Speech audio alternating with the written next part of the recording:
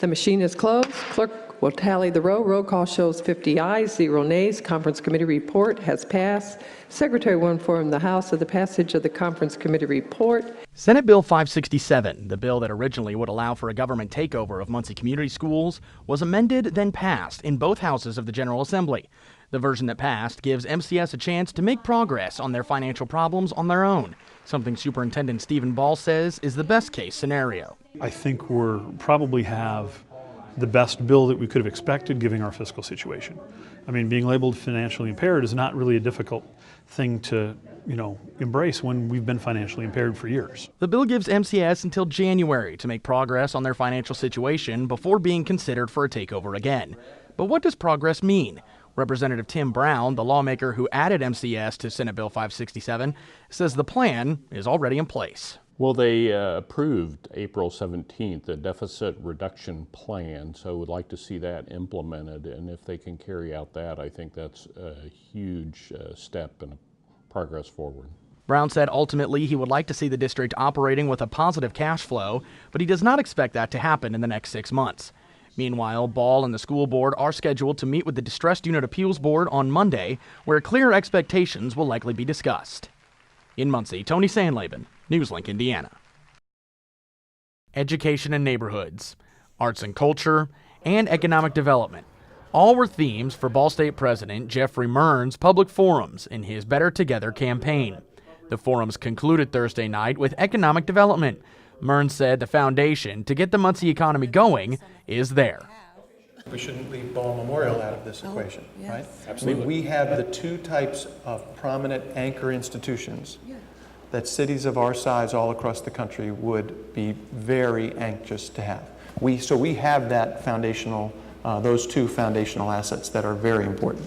As people entered the Cornerstone Center for the Arts, they were greeted with a table of information about East Central Indiana and about Ball State University, including information about President Mearns' Better Together campaign itself. It was a subtle way of both Muncie and Ball State showing that it's going to take a collaborative effort to unite both communities. Delaware County Vice President of Economic Development Tracy Lutton says the local school district's financial problems also must be solved.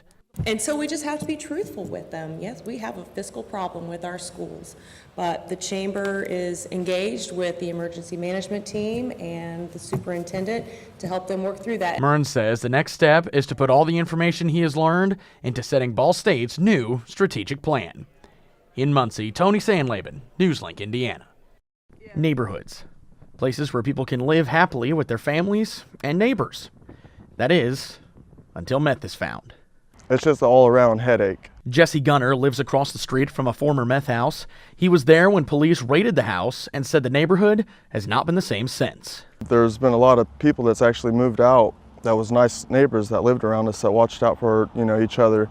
And that was kind of depressing and sad to see, several families move because of the meth problem that we had here. According to Gunner, 4 of the 10 houses that share a block with this former meth house are now empty.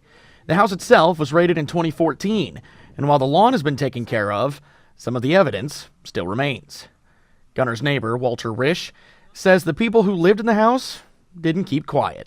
The last couple of years when it was occupied, a lot of shouting. There has been police cars out here. Saw a fire truck out here because they had a fire going on the side. You can't burn fires in the open. Fire department came out here. My mailbox got knocked down. Guy told me he was teaching his 11-year-old son how to drive. I found that a little hard to believe. Risch said others living in the neighborhood wrote a letter to the house condemning the people in it for their meth habit.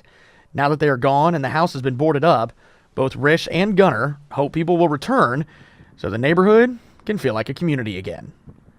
Tony Sandlaben for Unmasked, The Stigma of Meth.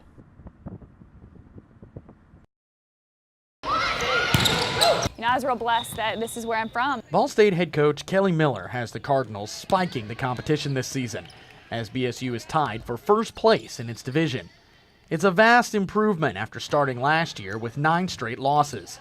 After the 2015 season, Miller took over for former coach Steve Shondell, who led the Cardinals to 119 victories in 6 years. Miller says experience has made the difference. And I think just having that year of experience under your belt makes a huge difference. And You just develop more chemistry, you develop more physical strength, you develop more of the mental side of the game and understanding what's going on. You're more familiar with the MAC. That experience just pays dividends. While Shondell may not be the head coach any longer, redshirt junior Meg Starling says the message is still the same. When we had Steve as a coach, with Kelly as a coach, they both put just such a big presence on just being prideful. Like, this is Ball State. You get to play for Ball State. You get to come into Worthen Arena every day. The 12-7 Cardinals next play Friday night at 7 o'clock at Kent State. In Muncie, Tony Sandlaven, NewsLink, Indiana.